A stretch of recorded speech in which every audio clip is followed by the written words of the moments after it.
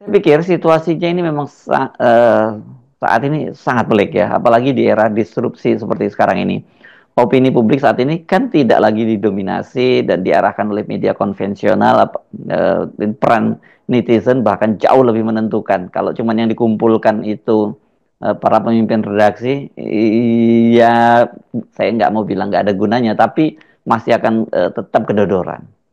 Terlihat banyak talk show yang akhirnya dihindari oleh para komunikator di sana karena nggak mampu bersaing argumen dengan oposisi itu. Bahkan menghadapi ketua Dewan Mahasiswa atau ketua BEM ITB aja yang seorang perempuan cerdas itu tak satu pun komunikator di sana yang mampu untuk menghalangi cara dia berpikir tuh. Demikian juga ketua-ketua BEM di daerah itu yang dengan bukan dengan cadas, dengan cerdik menemukan celah untuk membantah promosi positif dari pemerintah. Jadi semua ini berlangsung di mata publik. Akhirnya publik mengambil kesimpulan bahwa talk show ini akhirnya jadi tempat untuk memburukkan persepsi publik terhadap pemerintah.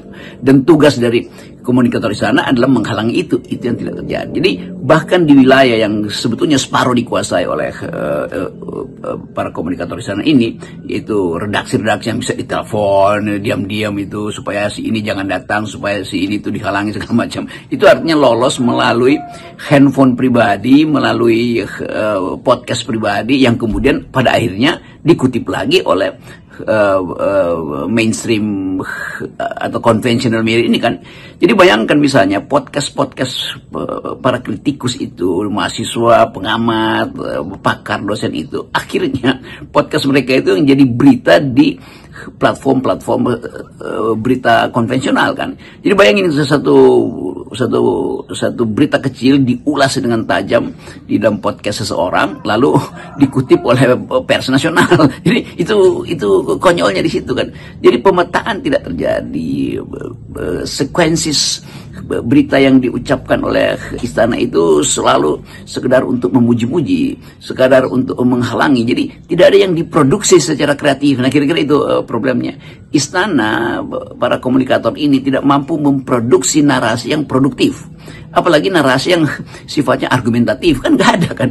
Jadi kelihatannya akan tercecer terus dan bahayanya adalah kesempatan Prabowo untuk tampil sebagai pemimpin Asia itu yang disebut macan Asia akhirnya berbalik menjadi olok-olok tuh. Nah tanggung jawab itu ada tanggung jawab dari para komunikator di sana tuh.